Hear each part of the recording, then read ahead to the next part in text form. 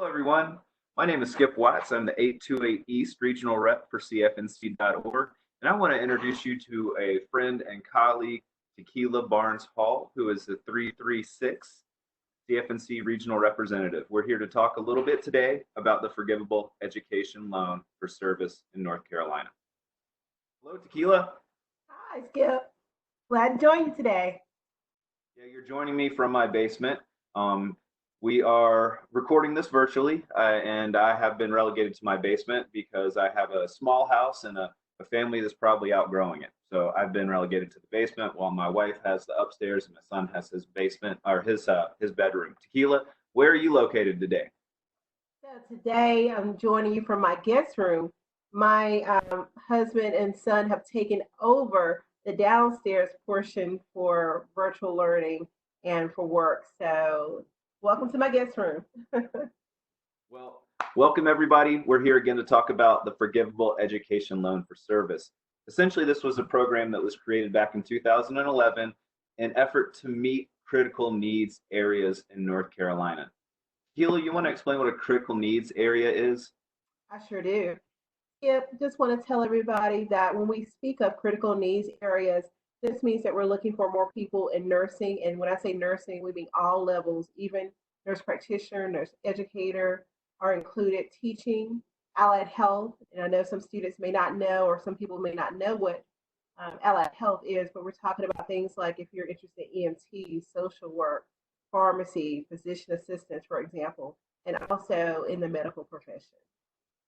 So you could potentially get funding for an associate's degree in nursing all the way up to a medical doctorate, correct? Right. Interesting. Okay, well, let's move forward and talk a little bit more about these specifics. So I'm going to try to advance this slide.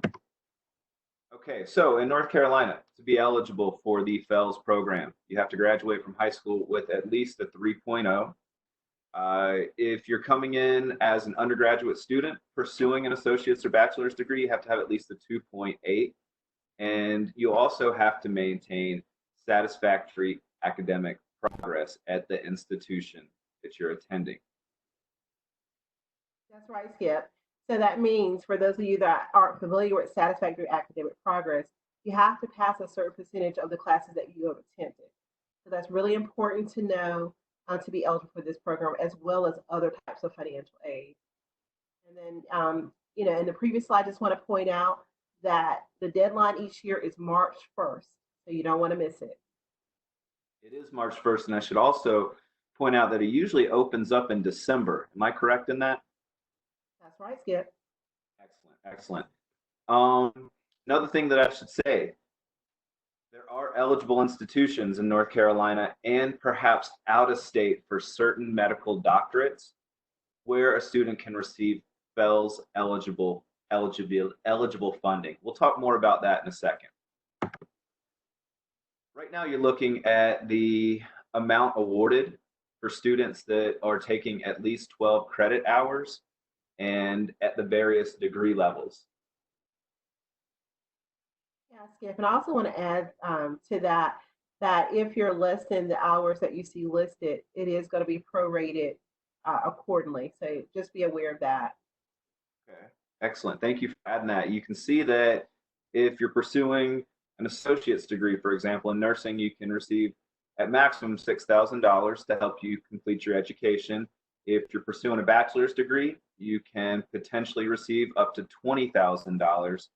That would be the same for a master's degree. And if you're pursuing a medical doctorate, you can receive up to $56,000 in FELS-related funding to help you pay for your education. However, every year you take funding from the state of North Carolina in the form of the FELS program, or the Forgivable Education Loan for Service, you're required to repay the state by working within that field of study for a year. For example, if I were to take 2 years of FELS funding to earn a bachelor's degree in nursing, a BSN, I would be obligated post-graduation to work in North Carolina as a nurse. Don't have to work at a certain type of medical facility, but I do have to work within the state of North Carolina for 2 years to pay off this opportunity. If perhaps I move out of state to South Carolina or I choose to work in a different field, then I would be expected to pay FELS back at 8% from the date of disbursement. So students, it's critical that if you're going to pursue FELS, that you are committed to that field of study, whether it be in education or in healthcare. With that said, these are the programs that are funded through the FELS program. You can see on the left-hand side of the screen, I got a lot of elementary, middle, secondary, even some like some college-related education programs are paid for. You can see allied health. We've got nursing programs. Tequila, would you like to add anything?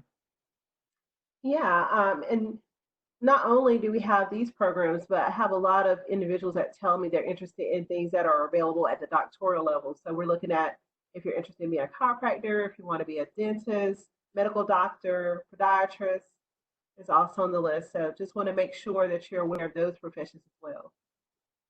Excellent, thank you. As Tequila alluded to a few minutes ago, the application deadline is March 1st. That is firm. And again, the application opens up in December. If perhaps a student does not receive FELS funding, perhaps maybe they have not advanced actually out of their general education curriculum, they can roll that application over the subsequent year. So again, it's really easy once you complete the initial FELS application to roll it over every subsequent year you're in college. Generally speaking, the funding is tiered towards graduate level students. As funding develops, opportunities are made available to students that are pursuing associate's degrees in nursing or perhaps bachelor's degrees in education or other health-related fields. Here's a little bit more information about what I talked about with regards to students having to work within the state of North Carolina post-graduation. Again, generally, a loan is for one academic year, and it'll be forgiven for one full year of employment. Again, the loans will start accruing at 8% from the day of disbursement if a student chooses to move out of state and pursue a health or education-related career, or chooses to not pursue one of those careers in the state of North Carolina. That's correct, Skip. I also want to add, sometimes we have some students who will finish their first degree and decide they want to return back to school. And I just want you to know that we're really sensitive to that. And so if you should choose to do that, then just let us know, let the program know. And we will definitely make sure we put you in a deferred state until you finish again. So of course, you still have to be enrolled at least half time for the next program that you pursue. Excellent, excellent. Here are the approved institutions in North Carolina. You can see that's pretty much every school in North Carolina, it looks like. And in some instances, certain medical programs aren't offered through the university system in North Carolina. For example, we don't have podiatry or ophthalmology. So if a student wants to pursue one of those degrees, receive FELS funding, and come back into the state of North Carolina and practice, they can attend these institutions.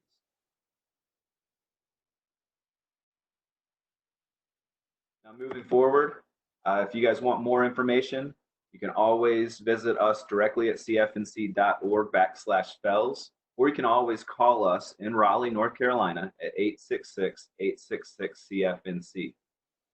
I appreciate your time today, and Tequila, thank you for taking time out of your day to help us talk more about this really awesome program. It's my pleasure. And just want to know that CFNC is with you every step of the way. All right, have a great day.